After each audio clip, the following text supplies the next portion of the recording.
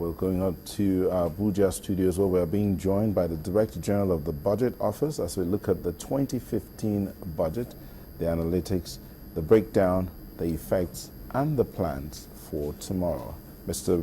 Bright Okogu, thank you for joining us on Sunrise Daily this morning. Well, the Minister of Finance presented the budget to the National Assembly last week, and you also spoke about that budget. Can you just tell us, in your words, what does this budget hope to achieve at the end of 2015? Thank you very much. Good morning, Nigerians. The budget, as you correctly said, was presented last week. And what does it hope to achieve is the question you're asking. I believe that in the course of a nation's economic development, you have to obviously do the best you can within the limited resources available to that nation. So what we are focusing on is that we already recognize that there is a cash crunch in this country, just like in many other oil-producing countries. So the target here is to ensure that you do your best within the available resources to focus on areas of growth promoting areas. For example, infrastructure-related type expenditure, security, and so on, in order to make sure that you maintain things the way they should be. So we are using the available resources, even though they are reduced, significantly reduced. We are focusing on utilizing that so as to ensure that the economy keeps running. Well, I think the first question people want to ask is, why is the key benchmark, even though the Minister of Finance has said that this should show that we're non-oil economy, the 2015 budget should show that we're non-oil economy, the first question people want to ask is, why is our benchmark price pegged at $65 per barrel? Well, thank you for that question. The reason that we have chosen 65 and we've submitted the MTEF to the National Assembly and the main budget at that same price is that we have excessive volatility in the oil market. Everybody has recognized that, and there's no point in pretending. It could go up, it could be even lower than that in 2015. Don't forget, we are talking of next year, 2015. Some of the critical elements that are driving the main oil market at this time include the geopolitical developments in Europe vis-a-vis Russia. It also includes the fight for market share between OPEC countries and American shale oil producers and other oil producers. So the essence here is that all these things will settle down. We know that everybody is going to lose from a lower price of oil internationally. So the best thing to do under such circumstances of uncertainty is to make sure that you approach this thing on a scenario basis. Scenario development means that you develop your budget structure using a variety of different price scenarios, and then crafting a whole series of economic policies and programs to manage the situation. In other words, whatever the outcome happens to be, you have something that you have targeted. We also have a scenario for $60 per barrel, for example, which we have discussed with some of our colleagues in the past.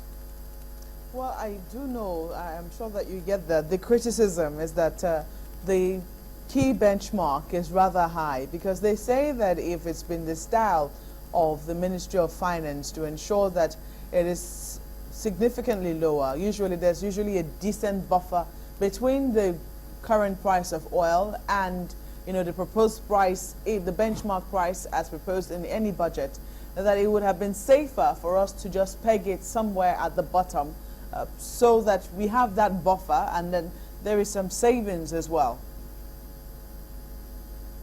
I'm very glad you are raising this, because this is what we have advocated, I'm sure you are aware of this, over the years. To have a savings, to have a gap between the budget benchmark price and the international oil price. And this is what we've tried to do over and over again over the last several years. So you're absolutely correct.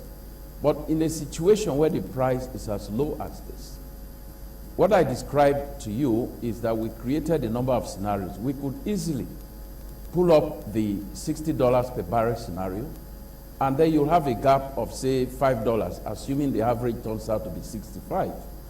But the truth of the matter is that nobody knows. Not you, not myself, not those who are so-called analysts who specialize in this business. So what you do, as I indicated earlier, is really to make sure that you are prepared, irrespective of whatever scenario, whatever actual price you eventually face. The reality is that the price is so low that if you were to say peg it at, say, 40 or 50, you still need to meet the requirements of the nation. So we are ready. We've done different scenarios. Now, Mr. Okogu, before now, I mean, when we had oil going for over $100 per barrel, our benchmark was at about 70, 75 or thereabout. One would wonder, the excess crude account was supposed to be for, in quote, dry days as now. Why are we not falling back on the excess crude account? Our savings, what happened to our savings? Nyota, thanks for the question. We actually built up the excess crude account. You recall that before 2004, this country had nothing. The excess crude account was created at that time when our team first came to work for government, second administration of the former President Obasanjo at the time, where we created the excess crude account, among other reforms. So it is true that we did draw on the excess crude account that was developed and created and accumulated.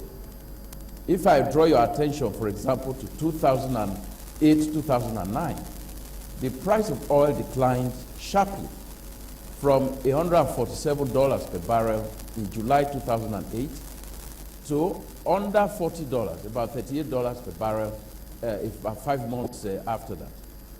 The reality of it is that the economic crisis, global economic crisis of 2009, Nigeria was virtually insulated from it because we were able to draw from that savings.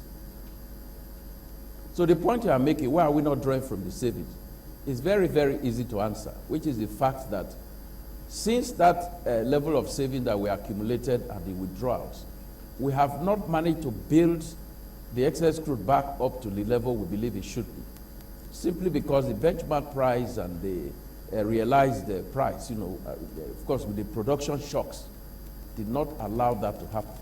But I also must say to you that Nigerians somehow forgot.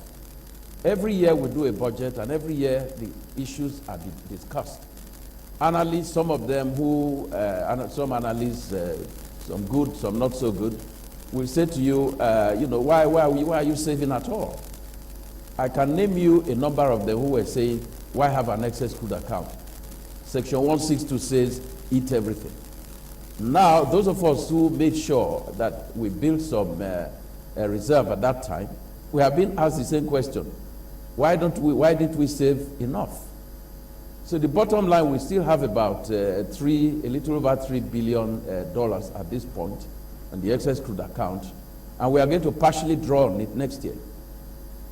Yeah, but the question is, they say that some states have been saying that even before this shortfall in the price of crude oil, that it's been a little difficult for some of them to pay their salaries. For some reason, it would seem that the allocations weren't coming as when it should have come. What is your response to this, and why is it that we had to rely so heavily on the excess crude in recent times?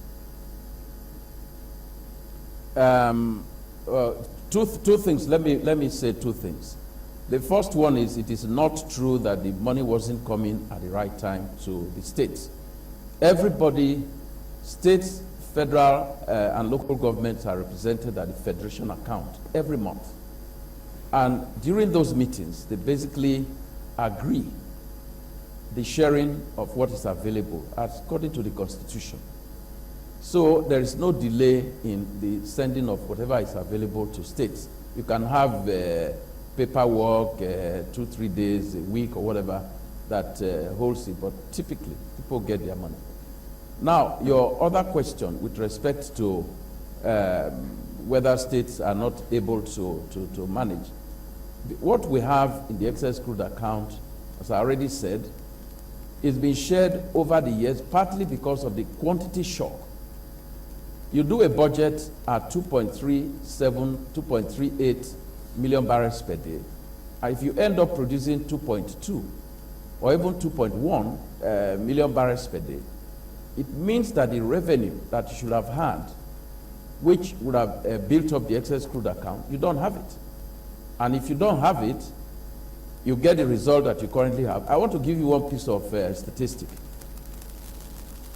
In 2011, the excess crude had fallen to $4.4 billion. $4.4 billion, August 2011. And we did work very hard to build it up to where it reached about $9 billion about 1 year or so afterward. And then you had a huge drop in production, which meant that in many, many of the months, it was necessary to draw a little bit of that in order to make up the shortfall arising from crude oil production shortfalls.